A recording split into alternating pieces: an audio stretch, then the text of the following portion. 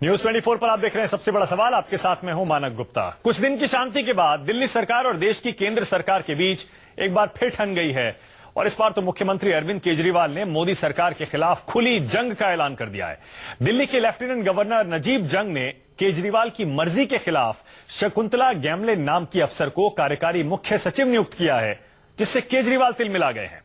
आग बबूला सीएम ने आज शकुंतला गैमलिन क्या, एलजी नजीब जंग क्या, बिजली कंपनियों, रिलायंस, बीजेपी और मोदी सरकार सबको लपेट लिया। कल डिप्टी सीएम मनीष सिसोदिया कह रहे थे कि बीजेपी दिल्ली में आम आदमी पार्टी की सरकार का तख्ता पलट करना चाहती है, तो आज केजरीवाल ने सबको एक बड़ी साजिश बताते हुए उस अफसर को ही बेईमान बता दिया जिसे एलजी ने 10 दिन के लिए दिल्ली का जिम्मा सौंपा है। केजरीवाल अब इसकी शिकायत राष्ट्रपति के पास ले जाने की बात कर रहे हैं, क्योंकि केजरीवाल के मुताबिक एलजी ने सीएम की मर्जी के मुताबिक अफसर की नियुक्ति करके संविधान का उल्लंघन किया है। वहीं आज केंद्रीय गृह राज्य मंत्री किरेन रिजिजू ने पलटवार करते हुए कहा कि दिल्ली सरकार न सिर्फ अराजकता फैला रही है बल्कि नॉर्थ ईस्ट की महिला के साथ भेदभाव कर रही है। मतलब साफ है, दोनों तरफ से खींची हुई है तलवारें। इसीलिए आज का सबसे बड़ा सवाल, क्या दिल्ली सरकार के काम में टांग अड़ा रहा है केंद्र? क्या सरकार बनाने के लिए, सरकार चलाने के लिए अराजकता फैला रहे हैं केजरीवाल? और क्या केंद्र केजरीवाल के झगड़े में अफसरों का करियर बर्बाद हो रहा है? इसी पर होगी बहस, लेकिन पहले देखिए रिपोर्ट।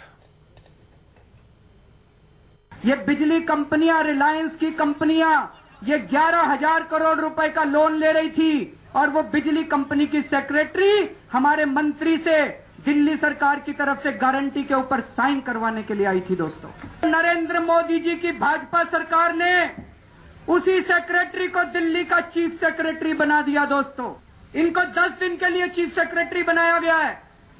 क्यों चीफ सेक्रेटरी बनाया गया? इतने विरोध के बावजूद क्यों चीफ सेक्रेटरी बनाया गया? तो मन में एक शक पैदा होता है, कहीं ये 10 दिन में कोई गड़बड़ काम तो नहीं करा देंगे उससे। लेकिन मैं आपको यकीन दिलाना चाहता हूं, जब तक मैं बैठा हूं वहां पे, उसको एक भी गड़बड़ काम नहीं करने दूंगा। उसकी एक एक फाइल के ऊपर नजर रखूंगा मैं। दिल्ली में कार्यवाहक मुख्य सचिव दिन में कोई गड़बड़ काम तो नहीं करा देंगे उससे।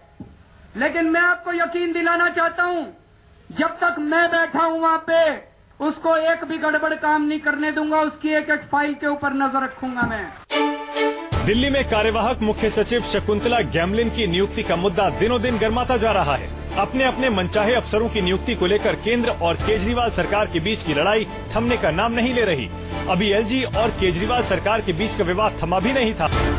सवाल है कि आखिर केंद्र और केजरीवाल सरकार के बीच का ये विवाद कब खत्म होगा, क्योंकि सच तो ये है कि दो सियासी दलों की अहम की लड़ाई में नुकसान सिर्फ और सिर्फ दिल्ली का हो रहा है। एक तरफ अफसर पिस रहे हैं तो दूसरी तरफ दिल्ली की जनता। Bureau report, news 24। आज का सबसे बड़ा सवाल, क्या दिल्ली सरकार के काम में टांग अड़ा रही है केंद्र सरकार? क्या सरकार चलाने के लिए अराजकता फैला रहे हैं केजरीवाल? और क्या केंद्र केजरीवाल के झगड़े में अफसरों का करियर बर्बाद हो रहा है? इसी पर बहस करने के लिए आम आदमी पार्टी से सीनियर नेता और सीनियर लॉयर एचएस फूलका मेरे साथ हैं, बीजेपी से अश्विनी उपाध्याय हैं, कांग्रेस से यहां स्टूडियो में आलोक शर्मा जी हैं और हमारे साथ संविधान विशेषज्ञ एसके शर्मा जी हैं।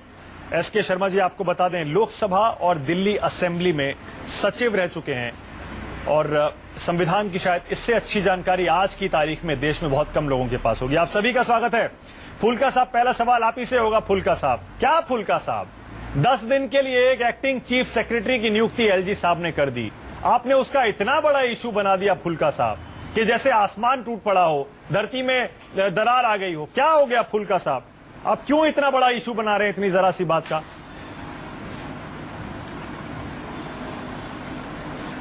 चीफ सेक्रेटरी ने ऐसे जो ऑर्डर इशू करने होते हैं वो बहुत ही मटेरियल ऑर्डर होते हैं जो सारी दिल्ली को अफेक्ट करते हैं। एक एक दिन बहुत ही इंपॉर्टेंट है। अगर ये कहना कि 10 दिन में कोई भी ऐसे ऑर्डर नहीं होंगे जो कि दिल्ली के लोगों के ऊपर मटेरियल अफेक्ट करेगा, तो ये बात गलत हो गई।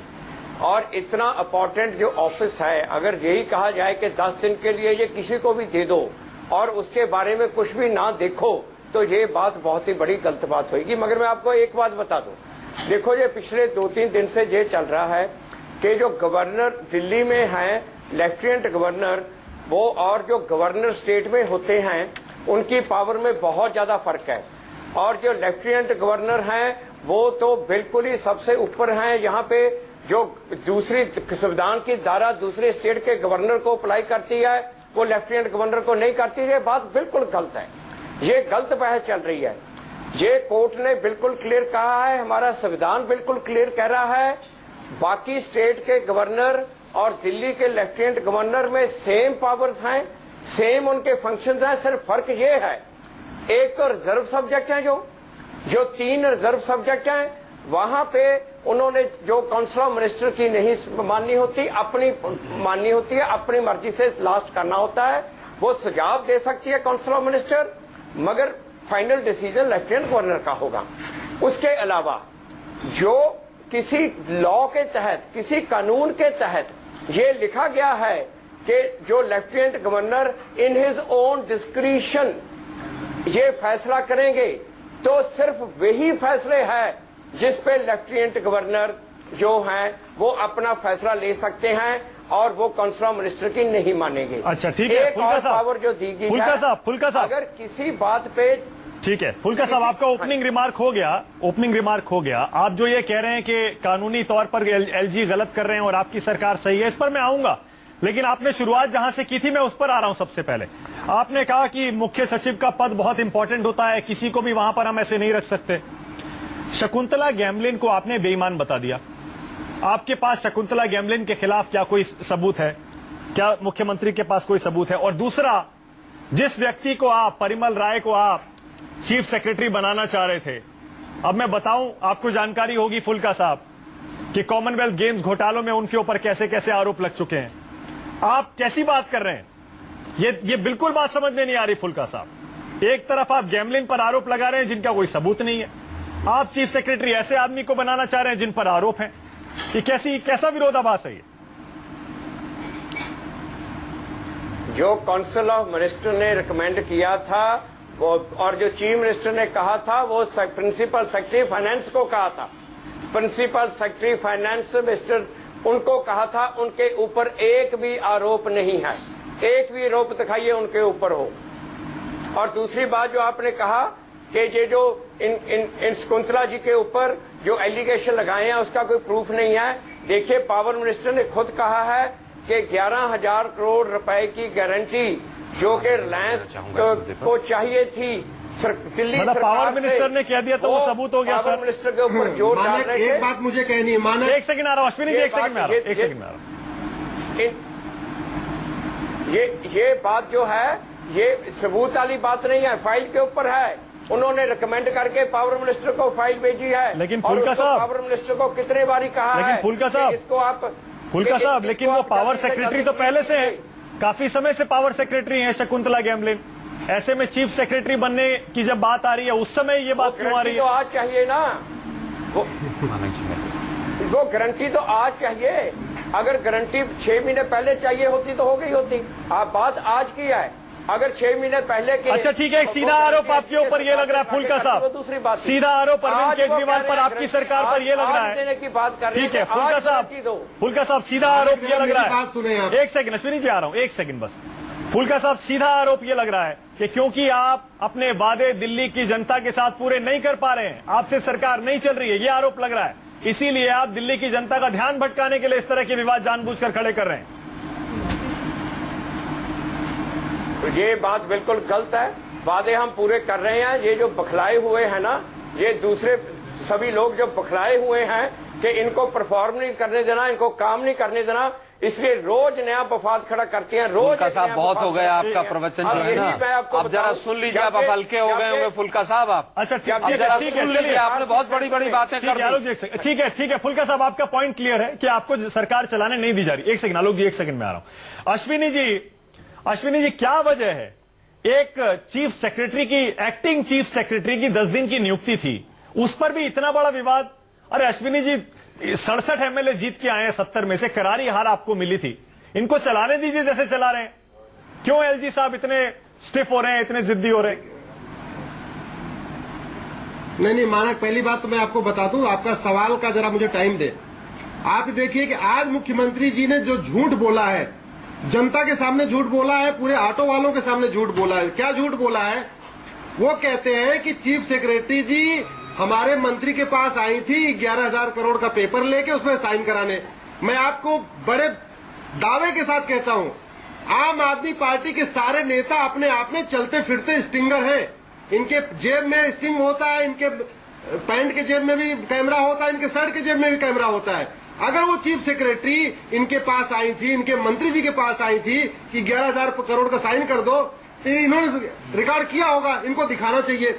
इसका मतलब ये साफ साफ झूठ बोल रहे हैं। दूसरा, अगर ये चीफ सेक्रेटरी कल तक इनको सब पता था, क्यों बोल नहीं रहे थे? अगर इनको पता था कि इनके मंत्री के पास आई तो खुलासा उसी दिन क्यों नहीं किया? जब उनको चीफ सेक्रेटरी बनाया गया तब ये क्यों खुलासा कर रहे हैं? ऐसे लगता है ये कुछ गड़बड़ करने वाले थे।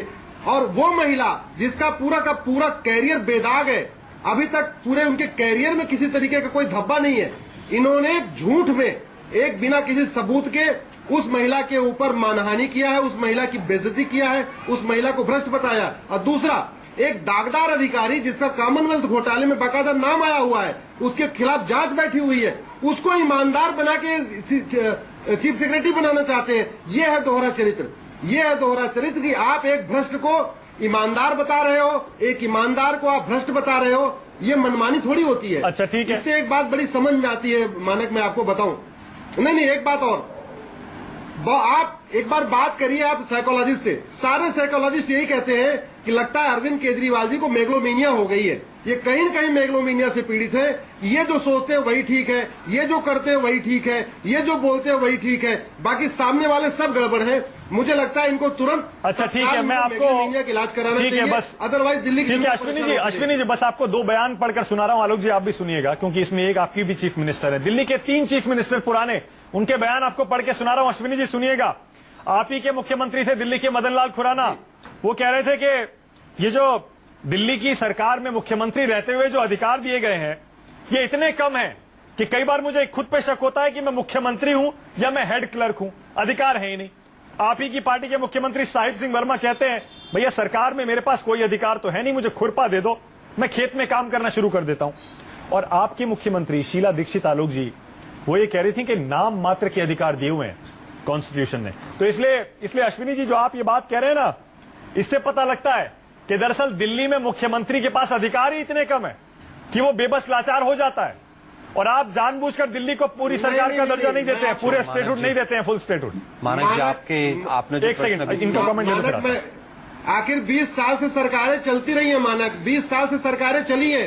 15 साल कांग्रेस ने राज किया, 5 साल बीजेपी ने राज किया। कभी ऐसी क्राइसिस आपने देखी क्या? कभी ऐसा तूतू मैमे आपने देखा? कभी नहीं देखा। जिसको सरकार चलाना होता है वो हर जगह अपना रास्ता ढूंढ लेता है, जिसको छोड़ के भागना होता है चलिए ठीक है, हर जगह रास्ता ढूंढ लेता है। ठीक है। ऐसे लगता है अपनी नाकामियों को छिपाने के लिए कहीं न कहीं इनका छोड़ के भागने का मूड है। ये काम कर नहीं पा रहे। बिजली कटौती लगातार बढ़ रही है, पानी। अच्छा चलिए ठीक है आपकी बात क्लियर है कि नाकामी छिपा रहे हैं। आलोक जी अब आप बताइए। नहीं देखिए, 4-5 चीजें जो बहुत ही अच्छी निकल कर आई। सबसे पहली चीज, आपने जो आप कमेंट्स पढ़ के सुनाए हैं, इसमें कहीं कोई दो राय नहीं है। दिल्ली को पूर्ण राज्य का दर्जा नहीं है, पूर्ण राज्य का दर्जा नहीं है, इसलिए जो भी मुख्यमंत्री आता है उसके जो अधिकार है वो सीमित है। इसमें कहीं कोई दो राय नहीं है। चाहे वो हमारी सरकार रही हो 3 बार, चाहे बीजेपी की सरकार रही हो, और सभी ने विपक्षी दल की सरकार केंद्र में होते हुए समन्वय के साथ दिल्ली के विकास की तरफ ध्यान दिया है। आज जो फुल्का साहब, वैसे तो उन्होंने काफी कुछ बोल दिया, वो हल्के हो गए होंगे, लेकिन उनको शायद मुझे लगता है बहुत ही अल्प ज्ञान है। उन्होंने न संविधान को पढ़ने की कोशिश की है और ना ही इनके मंत्रियों ने या इनके मुख्यमंत्री साहब ने। आप कह रहे हैं कि साहब गैमलिन जी जो है फाइल लेकर आई थी 11,000 करोड़। फुल्का साहब आप काफी वरिष्ठ लगते हैं मुझे फोटो में। मैं जानना चाहता हूं क्या दिल्ली सरकार के पास कोई ऐसी पावर है कि 11,000 करोड़ का ऋण जो है या कोई गारंटी दिल्ली सरकार किसी कंपनी को दे सके? पहला सवाल मेरा। दूसरा सवाल मेरा, आप बताइए, जब वो अगर भ्रष्ट थी तो क्या आज तक आपने कोई उनके ऊपर किसी तरह का कोई मेमो, कोई चार्जशीट फ्रेम किया आपने? 4 महीने से आपकी सरकार है। आप कह रहे हैं कि साहब वो बिजली कंपनीज के लिए लॉबिंग करती थी और तमाम तरह के आपने आरोप लगा दिए। आप बताइए मुझे, अगर ऐसा नहीं था तो आज वो भ्रष्ट कैसे हो गई और पहले कैसे वो ईमानदार थी?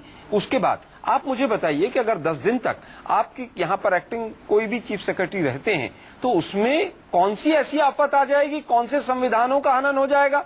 10 दिन के बाद जो आपके अधिकारी हैं के शर्मा साहब, वो आकर सरकार को संभालेंगे ही। मैं पूरा सीधा सीधा ही जानना चाहता हूं कि आप में और खाप पंचायत में क्या फर्क है। अधिकारी गलत, मीडिया गलत, न्यायपालिका गलत, विधायिका गलत, संविधान गलत, महिला आयोग गलत, पुलिस गलत, एलजी गलत, सब गलत, कांग्रेस गलत, बीजेपी गलत, मानक जी गलत, शर्मा जी गलत, सब गलत, केवल आप सही। यही तो खाप पंचायत कहती है कि जो हम अपना निर्णय दे दें वो सही। आयोग गलत, पुलिस गलत, एलजी गलत, सब गलत, कांग्रेस गलत, बीजेपी गलत, मानक जी गलत, शर्मा जी गलत, सब गलत, केवल आप सही। यही तो खाप पंचायत कहती है कि जो हम अपना निर्णय दे दें वो सही।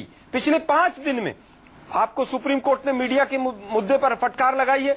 पुलिस के मुद्दे पर आपको एलजी महोदय ने बताया कि ट्रांसफर पोस्टिंग में आपका कोई लेना देना नहीं है। लोकायुक्त और लोकपाल पर आपने चुनाव लड़ा, हाई कोर्ट क्या कहता है कि भाई क्यों नहीं बना रहे हैं आप। आपने कहा साहब फाइल नहीं भेजेंगे एलजी महोदय को। एलजी महोदय ने संविधान का हवाला दिया और 5वें दिन आपने 5वां मुद्दा एक उठा दिया, ये शकुंतला जी वाला।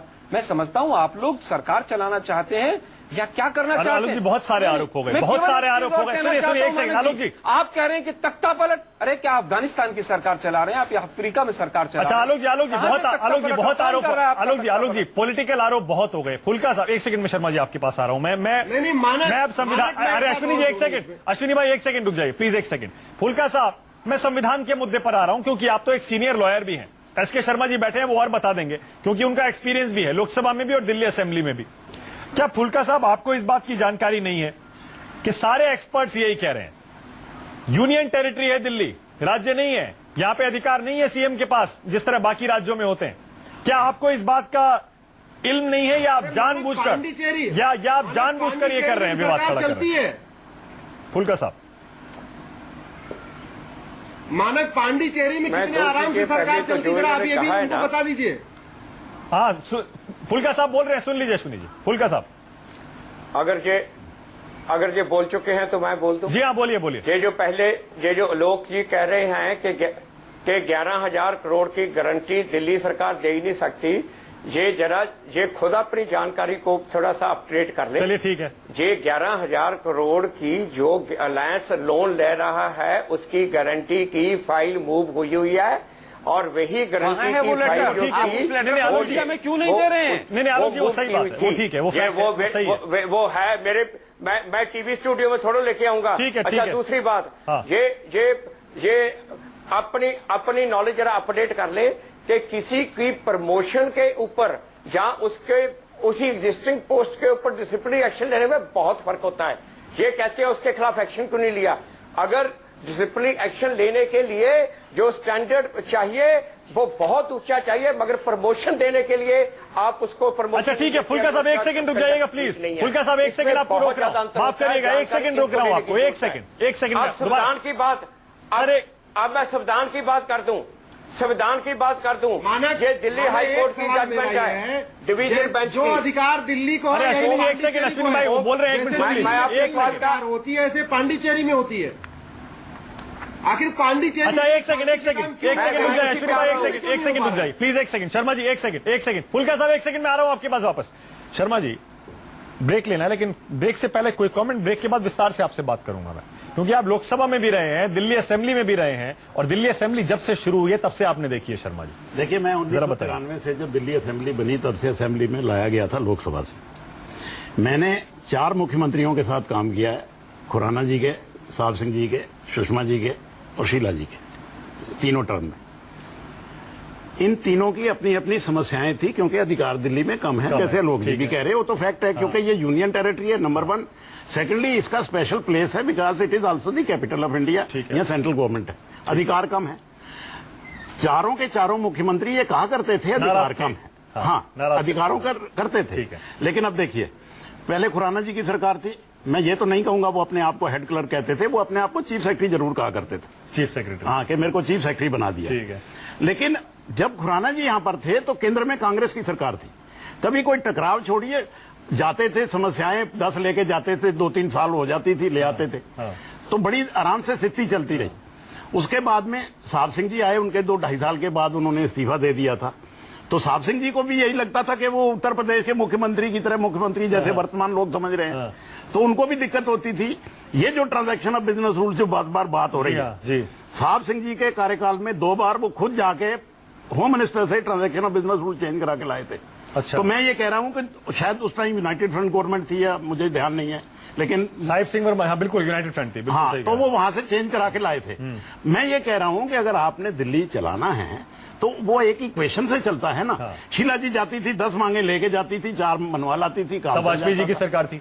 वाजपेयी जी की थी। हाँ। तो मैं ये कह रहा हूं कि सरकारें तो इसी तरह चला करती है ना, प्रतिष्ठा का प्रश्न बना के तलवारें निकाल के तो सरकारें नहीं चला करती। नहीं, लेकिन कानून के पॉइंट पर एलजी सही है या सीएम जो कह रहे हैं वो सही है? या दोनों सही हैं? देखिए जो बात यह है कि एलजी एडमिनिस्ट्रेटर हैं, पहली बात। ठीक है। भारत का संविधान का खुलका साहब बैठे, मेरे बहुत सीनियर हैं, मुअज़्ज़िज़ हैं। भारत के संविधान का आर्टिकल 1 क्या कहता है? ये संविधान सभा ने जब आर्टिकल 1 लिखा तो उसमें लिखा था India that is Bharat shall be A union of states. ठीक है। तो ये स्टेट्स को मिला के भारत बनेगा। ठीक है। जितनी स्टेट थी मिली भारत बन गया। अब कुछ टेरिटरी ऐसी थी जो स्टेट नहीं बन सकती थी, उसको उन्होंने कहा इन टेरिटरीज को यूनियन को दे दो, उनके जिनमें- पल्ले में डाल जिनमें दो, दिल्ली उनका भी है। कंट्रोल दे दो। उसमें दिल्ली भी है। उसमें दिल्ली है। अब दिक्कत यहां आ रही है कि जो दिल्ली सरकार के एम्प्लॉइज हैं, they are deemed to be the employees of the union of India. ठीक है। Because there is no separate State. Union territory service commission. Constitution कहता है union public service commission, state public service commission.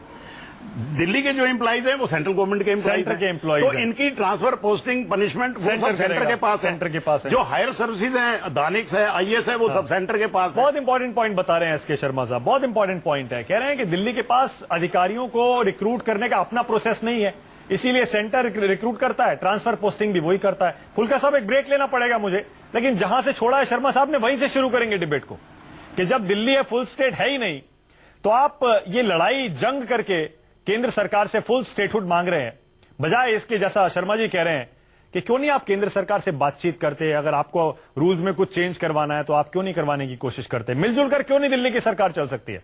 इस break के बाद जारी है सबसे बड़ा सवाल, देखते रहिए न्यूज 24 के राइट हैंड माने जाते हैं। कह रहे हैं कि एलजी इनफैक्ट बीजेपी, शर्मा साहब आपने सुना, तख्ता पलट की कोशिश कर रही है। वो कह रहे हैं कि एलजी साहब डायरेक्टली अफसर से बात कर ही नहीं सकते हैं, उनको तो मंत्री से बात करनी चाहिए, मुख्यमंत्री से, कैबिनेट से इनकी बात बात करनी का तो मैं भी काट आपके सामने निकाल देता हूं। एक ट्रांजैक्शन ऑफ बिजनेस रूल का रूल है 19 सब रूल 5। वो रूल ये कहता है कि उप राज्यपाल किसी भी सेक्रेटरी से किसी भी विभाग की किसी भी मसले में कर सकते हैं बात। कोई भी फाइल डायरेक्ट मंगवा सकते ठीक हैं, है। Not through the agency of the cabinet और द मिनिस्टर। ठीक है। तो ये कैसे कह रहे हैं कि उनसे डायरेक्ट बात नहीं कर सकते? और वो ट्रांजैक्शन ऑफ बिजनेस रूल तो राष्ट्रपति जी ने डे टू डे वर्किंग के लिए बनाए हैं। मैंने यानी क्योंकि आपकी नजर में एलजी साहब जो कर रहे हैं वो ठीक कर रहे हैं? बिल्कुल ठीक है। संविधान के दायरे में है? बिल्कुल 100%। अब अरविंद केजरीवाल कह रहे हैं कि वो तो तंग आ गए हैं, क्योंकि मानक एक सेकंड अश्विनी जी, एक सेकंड, वो कह रहे हैं तंग आ गए हैं, वो राष्ट्रपति से शिकायत करने जा रहे हैं। देखिए अगर राष्ट्रपति से शिकायत करेंगे, राष्ट्रपति क्या करेंगे? मेरा अपना ख्याल है, राष्ट्रपति जी उनसे पूछेंगे कि मैंने जो आपको गिफ्ट दिया था आपने वो पढ़ा कि नहीं। संविधान की किताब। फुल्का साहब आप भी पन्ने पलट रहे हैं क्या? आप भी वही चेक कर रहे हैं क्या? रूल 19 सब रूल 5 जो शर्मा जी बता रहे हैं? पूछेंगे कि मैंने जो आपको गिफ्ट दिया था आपने वो पढ़ा कि नहीं। संविधान की किताब। फुल्का साहब आप भी पन्ने पलट रहे हैं क्या? आप भी वही चेक कर रहे हैं क्या? रूल 19 सब रूल 5 जो शर्मा जी बता रहे हैं? मानक मुझे एक बात कहनी थी। अश्विनी भाई एक सेकंड में आ रहा हूँ। फुल्का साहब एक सेकंड, अश्विनी भाई एक सेकंड में आ रहा हूँ। ये भी लिखा अश्विनी हुआ भाई है। एक सेकंड। हाँ फुल्का साहब, अगर मुझे मेरे दोस्त इजाजत दे तो मैं जरा पढ़ दूं। ये रूल 19 आधा पढ़ा है, पूरा नहीं पढ़ा। इसमें ये भी लिखा है कि मिनिस्टर कंसर्न को साथ साथ बता के फिर करना होता है, रूल 19 में। अब आप संविधान की बात कर रहे थे, उस पर आ जाइए। ये दिल्ली हाई कोर्ट के डिवीजन बेंच ने ओम प्रकाश के केस में ये लेफ्टिनेंट गवर्नर की पावर को और गवर्नर की पावर को अवयामन करके ये लिखा है कि इसमें फर्क क्या है स्टेट के गवर्नर और लेफ्टिनेंट गवर्नर। पैरा 68 में आपको पढ़ के सुनाता हूं। To put it briefly, what the governor of state may do at his discretion must be provided by the constitution. आप अच्छी तरह से तोड़ मरोड़ पता ही नहीं है केस किस संदर्भ में। आप जरा सुनना नहीं चाहते, एक सेकंड। हाँ क्योंकि आप संविधान कह रहे हो, हाई कोर्ट जो हाई कोर्ट का डिवीजन बेंच कह रहा है वो तो गलत कह रहा है, जो आप कह रहे हो वो ठीक हम कह उसको रहे हैं। अच्छा फुल्का साहब एक सेकंड, एक सेकंड आलोक जी, एक सेकंड। फुल्का साहब एक आया है सेकंड। वो क्या बयान है, किस आदेश पर, जो हाई कोर्ट का डिवीजन बेंच कह रहा है सिर्फ वो नहीं बता रहे हैं आप। सिर्फ फर्क स्टेट के गवर्नर और दिल्ली के लेफ्टिनेंट गवर्नर में क्या है। अच्छा ठीक है फुल्का साहब, एक सवाल है मेरा आपसे। फुल्का साहब, आलोक जी एक सेकंड, आलोक जी सीधा सवाल है मेरा फुल्का साहब आपसे। फुल्का साहब सीधा सवाल है मेरा आपसे। फुल्का साहब, अरविंद केजरीवाल दिल्ली के मुख्यमंत्री राष्ट्रपति से मिलने जा रहे हैं शिकायत करने के लिए। अगर वहां से भी खाली हाथ लौटते हैं, आप मुझे हाईकोर्ट का एक डिसीजन बता रहे हैं, वर्डिक्ट बता रहे हैं, क्या आप कोर्ट का रुख करेंगे ये मामला सुलझाने के लिए, ये तय करने के लिए कि सरकार सही है, एलजी सही है? जो प्रेसिडेंट का जो ये संविधान कहता है, प्रेसिडेंट का डिसीजन है जो फाइनल है। अब दूसरी बात, जो आप संविधान की धारा देखना चाहते हैं ना, वही मैं आपको बता रहा हूं। ये दिल्ली हाई कोर्ट ने कहा है कि गवर्नर अपनी पैरेलल एडमिनिस्ट्रेशन नहीं चला सकते। वो बात मान ली, पैरेलल एडमिनिस्ट्रेशन नहीं चल रही है वहां पर कहीं पर भी। सिर्फ लेकिन आप बता दीजिए, मानक जी का सीधा सवाल है फुल्का साहब, अगर ये विवाद नहीं सुलझता है, फिर आपका अहम अगर इसी तरह से टकराता रहता है, तो क्या आप कोर्ट का दरवाजा खटखटाएंगे? संविधान को सुनना नहीं चाहते। नहीं, हम सुनना चाहते हैं। हम ये पूछना चाहते हैं, मानक जी का सीधा सवाल है फुल्का जी, कि अगर ये टकराव खत्म नहीं हुआ तो हाई कोर्ट का, न्यायालय का दरवाजा खटखटाएंगे? हाँ, ठीक है, बताइए फुल्का साहब। हाँ या ना में जवाब दीजिए। अच्छा, अब आप पहले मेरी बात सुनिए, आप मुझे हाँ या ना में नहीं कर सकते। पहले मेरी बात सुनिए। आप जो आपने कहा, जे एस.के. शर्मा जी ने भी कहा, बाकी सब ने कहा कि शीला दीक्षित के टाइम पे और उससे पहले कभी टकराव नहीं हुआ। मुझे एक बार भी बता दो जब ये गवर्नर, लेफ्टिनेंट गवर्नर ने चीफ सेक्रेटरी को बिना सीएम से पूछे अपॉइंट किया हो। प्रॉब्लम ये है कि अब की जो सेंटर की सरकार है वो बखलाई हुई है, उसने ठाना हुआ है। साहब, आप फिर मेरे सवाल का जवाब नहीं दे रहे हैं। एक सेकंड आलोक जी, फुल्का साहब, आपकी बातों से ऐसा लग रहा है, आपकी बातों से ऐसा लग रहा है फुल्का साहब, हाईकोर्ट की जजमेंट के खिलाफ, संविधान के खिलाफ ये काम कर रहे हैं। आपकी बातों से ऐसा लग रहा है, तो आप कोर्ट का, न्यायालय का दरवाजा खटखटाने से क्यों चूक रहे हैं? वही मैं कह रहा हूँ। आप कहिए कि हम हाईकोर्ट जाएंगे। नहीं, वो नहीं जाएंगे। कोर्ट का ऑर्डर, आदेश है। वो कह रहे हैं कि हाईकोर्ट के आदेश में ये लिखा है, लेकिन प्रेसिडेंट जो कहेंगे वो सब सही हो जाएगा। फुल्का साहब, ये कैसे? आप कह रहे हैं एक तरफ हाईकोर्ट का आदेश कुछ कह रहा है और आप कह रहे हैं प्रेसिडेंट जो कहेंगे वो आप मान लेंगे। ये कानून, मैं आपको कानून कह रहा हूं जी।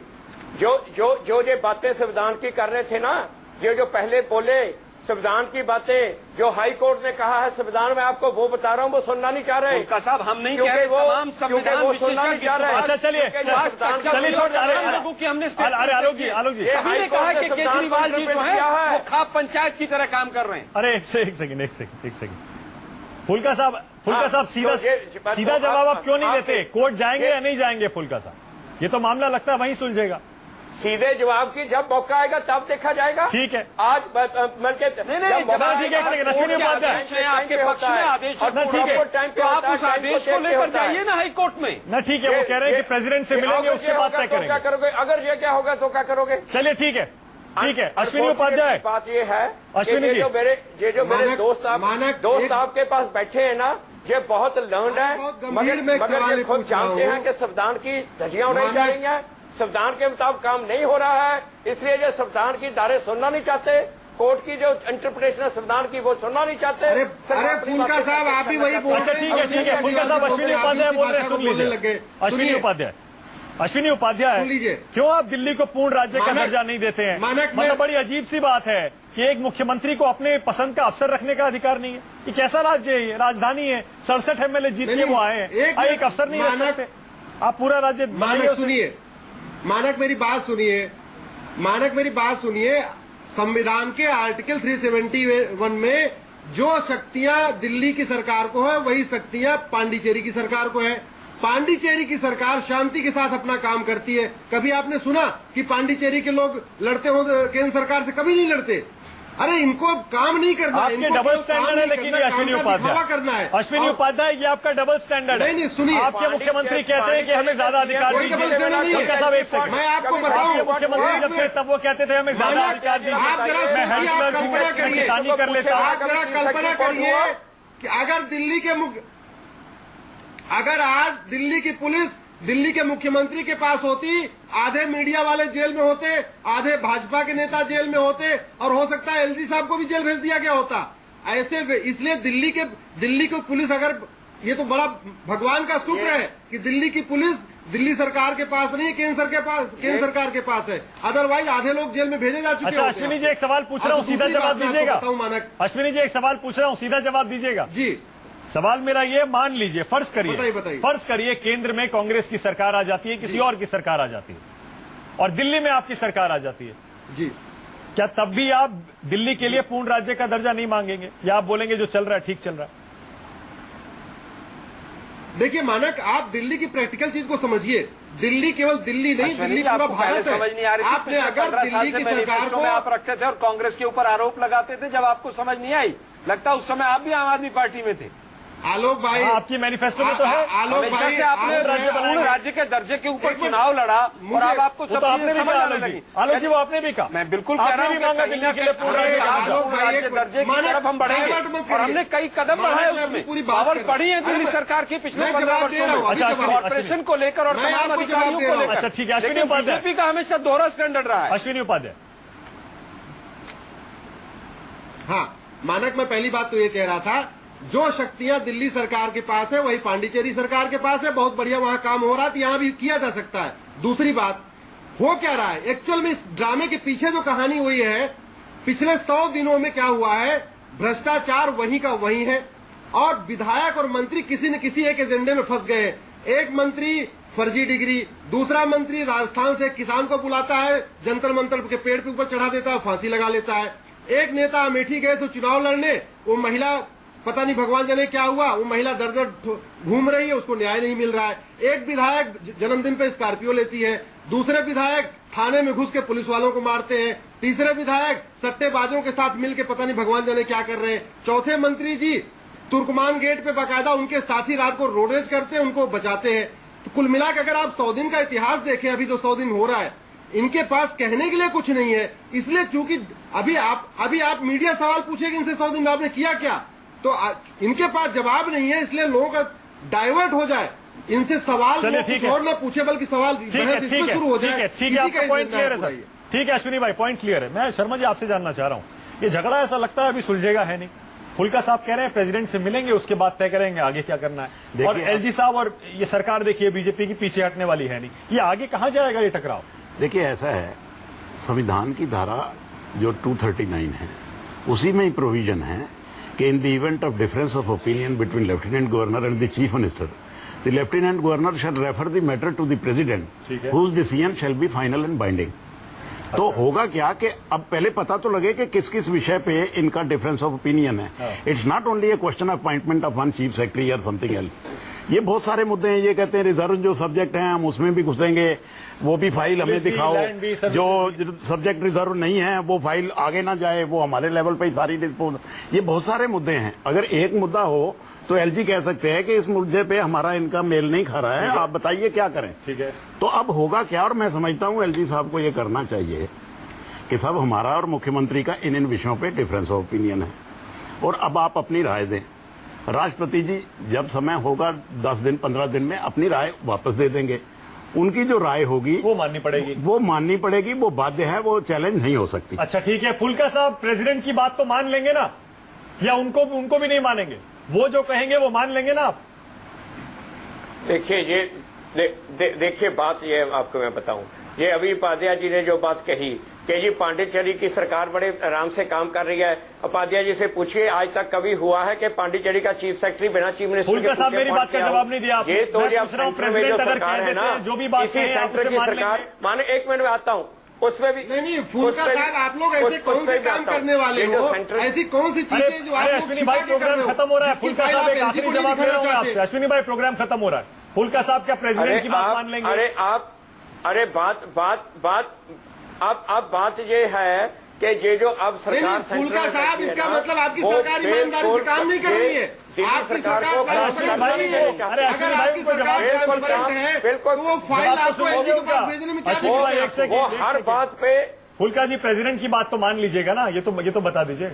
और मानने के साथ साथ दिल्ली की जनता से माफी भी मांग लीजिए। एक सेकंड, अरे जब टाइम आएगा तो फैसला हो जाएगा। आप ये क्या है? अरे सर ये देखिए, प्रेसिडेंट की बात भी नहीं मानेंगे कि नहीं मानेंगे, उसका भी जवाब देने को तैयार नहीं है। चिट्ठी मेरी आप प्रेसिडेंट जो सही बात कह रहे हैं उसको भी नहीं मानेंगे। आप ये गलत, ये असली बात यही है, इन्होंने सिर्फ शोर करना है। शोर नहीं कर रहे हैं, सीधा सवाल पूछा है। प्रेसिडेंट साहब अगर कहेंगे तो क्या मानेंगे? बात नहीं मानेंगे, आप ये नहीं करेंगे, वो नहीं करेंगे। अच्छा फुल्का साहब, ये बात फुल्का साहब, मैं मानक गुप्ता मैं बोल रहा हूं। फुल्का साहब, ये मैं प्रोग्राम खत्म हो रहा है, मैं आखिरी सवाल समझना चाह रहा हूं। फुल्का साहब, अब जब प्रेसिडेंट से मिलने का समय सीएम ने मांग लिया है जी, मैं तो सिर्फ ये पूछना चाह रहा हूं, जो प्रेसिडेंट कह देंगे उसे तो मान लिया जाएगा ना? अरे मानक जी, ये देखो संविधान ये कहता है, संविधान, कि जो अब फिर संविधान पे चले गए। फुल्का साहब, सीधा सवाल, सीधा जवाब दीजिए, हाँ या ना? अरे मैं वही का उसी का आप इनमें थोड़ी सी पेशेंस भी नहीं है। बिल्कुल नहीं, आलोक आप जी, आपको इधर-उधर घुमाए चले जा रहे हैं। जी ने आपको बताया। अरे आलोक जी शांत एसके शर्मा जी ने बताया कि संविधान ये कहता है। आप भी बता दीजिए। अरे फुल्का साहब मुझे लग रहा है कहेंगे उसको मान लेंगे, बोल दीजिए ऐसा ना। लग रहा है फुल्का साहब मुझे ऐसा लग रहा है कि आप भी नहीं मैं बता कह सकते रहा कि अरविंद हूं, केजरीवाल अगला कदम क्या एसके उठाएंगे। शर्मा जी ने कहा फुल्का है। साहब, आप दिल्ली के मुख्यमंत्री को जेल भेजेंगे नहीं? एसके शर्मा, अरे आप दिल्ली के भूतपूर्व मुख्यमंत्री को जेल भेजेंगे या नहीं भेजेंगे? बता रहे हैं। फुल्का साहब, शीला दीक्षित जी को आपकी सरकार जेल भेजेगी या नहीं भेजेगी, पहले ये बताइए आप। अरे अश्विनी जी कहाँ जा रहे हैं? अश्विनी जी, अरे अश्विनी जी कहाँ जा रहे हैं? जितने अरे कॉमनवेल्थ घोटाले के अधिकारी को कपड़े हुए हैं, चाहते हैं। मुद्दे को मत भटकाइए। अरे आप घोटाले के अधिकारी को चीफ सेक्रेटरी बनाना चाहते हैं सर। अरे अश्विनी उपाध्याय, एक सेकंड भाई, एक सेकंड अश्विनी जी, एक हम तो सेकंड यार प्लीज, एक सेकंड। अश्विनी जी आप चलने नहीं दे रहे। हाँ फुल्का साहब, प्रेसिडेंट की बात तो मान लेंगे ना? फुल्का माफ साहब, करना जी, मैं फुल्का साहब, मेरी प्रेसिडेंट की गुजारिश बात तो है, मान लेंगे ना तो आप एसीबी को काम करने दे रहे हो, ना आप उस पर चलने दे रहे हो। आप चलने तो दो ना, आप वो जवाब नहीं देंगे, वो जवाब नहीं देंगे। एक मुलजिम है, सबको जेल भेजा जाएगा। अच्छा एक सेकंड, शर्मा जी कुछ कहना चाह रहे हैं, एक सेकंड। फुल्का साहब एक सेकंड रुक जाइए प्लीज। अश्विनी भाई एक सेकंड रुक जाइए, काम ही नहीं करने दे रहे। एक सेकंड रुक जाइए अश्विनी जी, एक सेकंड। हर बात पे शोर करते हैं, मान लेंगे तो फिर बात ही अरे यहाँ भी नहीं बोलने दे रहे, यहाँ भी शोर कर अश्विनी जी रहे एक हो। Second please. फुल्का साहब एक सेकंड प्लीज रुक जाइए। शर्मा जी मैं आपसे ये समझना चाह रहा हूं जी। कि आपके इतना लंबा चौड़ा एक्सपीरियंस है, आपने कभी देखा है कि इस तरह अफसरों के बीच एक तरह से डिवीजन पैदा कर दिया हो? अरविंद केजरीवाल आज अपना भाषण दे रहे थे, ऑटो वालों के साथ उनकी एक मीटिंग थी, कुछ अफसरों की तारीफ कर रहे थे और बिना सबूत एक लेडी ऑफिसर जिसके रिटायरमेंट में 10 दिन बचे हैं उनको उन्होंने एक तरह से बेईमान कह दिया। ऐसे आपने कभी देखा है कि ब्यूरोक्रेसी में भी किसी को लेके इस तरह खुलेआम कोई चीफ मिनिस्टर बोल रहा हो, किसी का नाम लेके कि ये बेईमान है और ये बेईमान नहीं है? ये ईमानदारी का सर्टिफिकेट ही बांटना, कोई किसी और सीएम को आपने देखा है ऐसा करते हुए?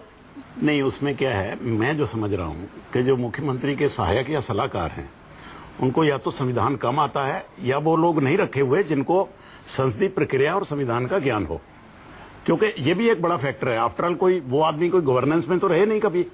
तो उनके जो सहायक सलाहकार हैं वो काबिल लोग होने चाहिए।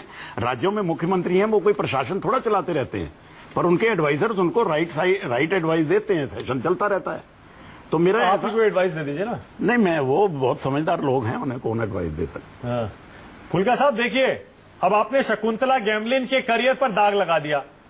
बताते हैं कि उन पर आज तक कोई भी विवाद नहीं है उनके नाम से जुड़ा हुआ। 10 दिन उनके बेचारी के रिटायरमेंट को बचा है, अब वो कहां जाएं, शिकायत तक नहीं कर सकती हैं वो।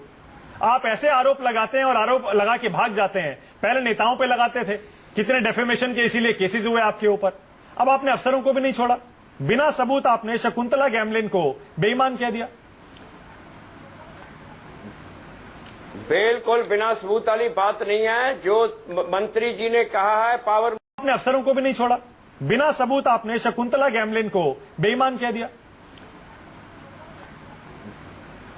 बिल्कुल बिना सबूत वाली बात नहीं है। जो मंत्री जी ने कहा है, पावर मिनिस्टर ने कहा है, बिल्कुल सही है।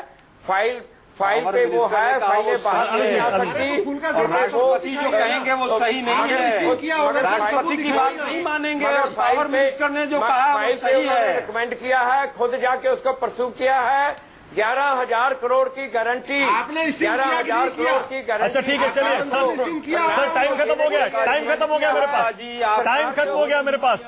दिल्ली के विकास कार्यों को पूरी तरह से ठप कर रही है। आलोक जी टाइम खत्म हो गया है। बहुत शुक्रिया, बहुत शुक्रिया आलोक जी, बहुत शुक्रिया स्टूडियो में आने के लिए। बहुत शुक्रिया शर्मा जी आपका भी। Ashwini Upadhyay thank you very much. Phoolka साहब बहुत शुक्रिया। लेकिन जाते जाते एक बार फिर से फुल्का साहब 10-20 सेकंड में अगर बताइए, आपने ये जो शकुंतला गैमलिन के खिलाफ आरोप लगा दिए, इतना बड़ा विवाद खड़ा कर दिया फुल्का साहब, अब दिल्ली के अफसर काम कैसे करेंगे? डर गए होंगे फुल्का साहब। देखिए बात यही है, ये क्योंकि अगर कोई भी किसी कंपनी की लॉबिंग करके मिनिस्टर को मिसलीड ना करे ये बिल्कुल नहीं होना चाहिए।